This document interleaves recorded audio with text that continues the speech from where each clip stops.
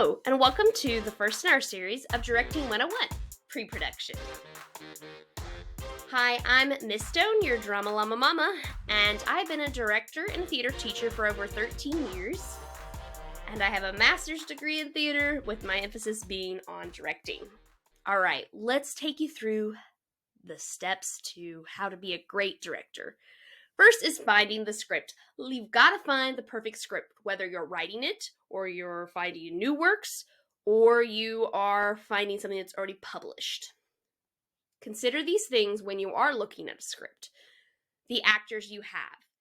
You want to think about, in general, how big of a production is this going to be? How many actors do I need? Do I know that many people will audition? Do my actors that I have fit the characters in the play I want?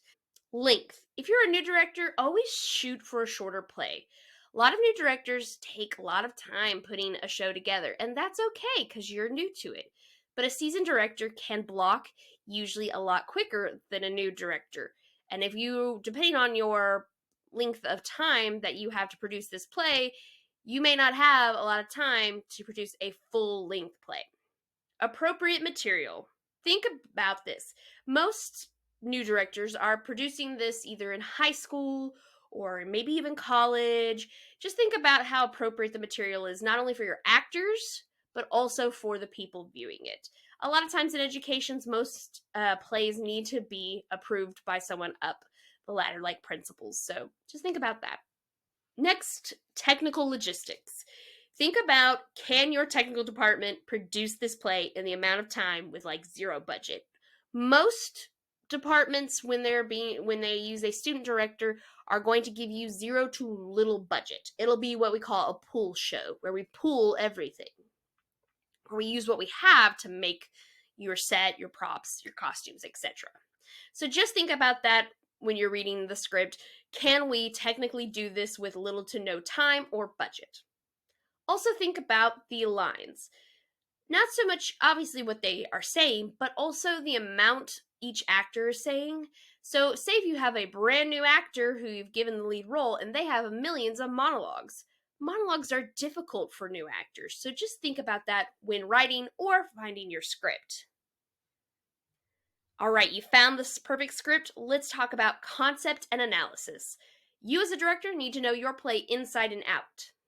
So let's talk about that big concept. Directorial concepts. Once you've picked your play, now you must write a concept statement.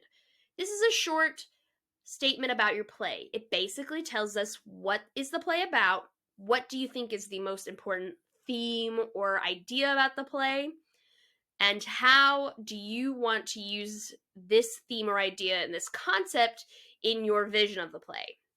It really helps your technicians, your designers to really understand what time period, what look are we going for? Are we have a some sort of magical something that we're emphasizing in this play that maybe they're going to introduce in costumes and props, etc. But it's very short. It doesn't have to be really long.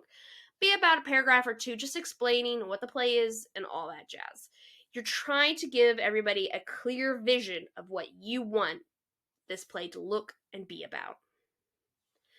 Then let's get a visual for that. So you've written it, now let's create a collage of images to help, again, actors and designers pick and understand the visual and the theme that you're going for. You should put things together like images of the location, of the set, ideas. You can take ideas from other people, costume ideas, especially if it's from a different time period or location, and other important technical elements, a color palette you want to go with, theme imagery that would help you want to work into the show.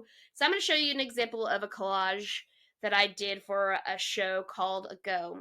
I wanted this very Norwegian Viking medieval feeling of the play. So you see that I have some costumes, some imagery of location, also some color palettes and things like that.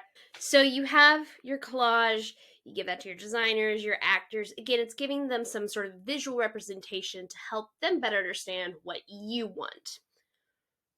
All right, you've got your general concept and you've got your collage. Now you need to do an in-depth play analysis. You need to know your play and your characters inside and out. I'm not going to give you a bunch of questions here. What I would suggest is using the good almighty Google and type in play analysis. You'll find lots of play analysis questions to help you understand the play better. But again, I would highly suggest you really know everything about the plot, the theme, the characters. Who are your characters? What characters are, like, what type of characters, and your setting. And you need to do as much research about these things before you even audition. So you as a director should know everything. Now, you've picked your play, you've paid your rights and royalties, you got all that, you've done your analysis, you've given that to your designers, you've now are ready to prep for your audition. Let's get a cast. So, as director, especially if you're doing this by yourself, you may not even have a stage manager. You have a lot to do to set up before you even do auditions. So, first, you got to find the perfect date and time and location. You need to make posters, social media posts to get the word out about your auditions. You need to prep the audition sides at least 3 days beforehand. I say 3 days because, say, like, if you need to make copies and your teacher has to do it or whatever, give them 3 days in which to make those. Also, if, say, an actor comes to you and is like, I can't make it for the one day you're doing auditions, you would have those sides available to maybe give them a chance to audition for you a couple days beforehand. Make a list of your characters you need to cast. So you should have, I use a Google Sheets, and I have all my characters. I have them listed with some details about them to kind of help me through the audition process figure out, who do I need to cast? What am I looking for this character? Make a sign-in sheet as well, because you're going to find that maybe you may overlook someone or you forget their name. Like, I like to give people a sign-in sheet where they sign next to a number, and I ask them to say that number, and I put it on their audition form just to help me, like, go back through the paperwork and figure out, oh, that was this person. Then you want to prepare a really good audition form, either a Google Sheets or an actual paper copy. Again, you'll need to have it beforehand. I would highly suggest you put as much, like, information that you need on that audition sheet, like their contact information, if they're willing to accept any role, not just the ones they want, prior experience, whatever you may need on your audition form. That form is going to become your lifeline for figuring out auditions. I would also make sure that you have them put down conflicts, not only specific date ones, but also weekly ones, so that you have better idea scheduling moving forward. Now you're at audition day.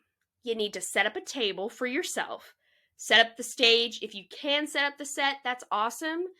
You need to set up an area for audition forms. You need to set up an area for the audition sides, like the scenes you want read if you're doing cold reads.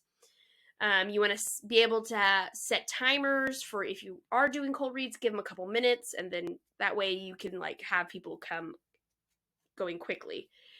Once they're at your auditions, make sure you set expectations, like with the group, of what you want. If you want them to enter, exit certain way, please be quiet, whatever. Set up those expectations before the audition time, actually, right as it starts. Make sure you introduce yourself to the auditioners and say what you're looking for so that they have an idea of what you want. And then again, have that list of characters, and then as you're auditioning, like, make notes about who you might possibly see in those parts. All right, auditions are over. The actors have left. Now it's time to pick that cast. So I've been told that I usually cast really well. So obviously, you were hopefully taking notes while you were having auditions. You've got your, like, dream cast list up in front of you. Now is the time to look back at those audition sheets. See if they have lots of major conflicts that will be an issue for rehearsals and shows, because then maybe they don't need to be the lead. Or maybe they only wanted this one role and you've put them in another one. You don't want someone who's going to be unhappy with the role they got, because they're going to affect your cast in a negative way. So, look back at those things.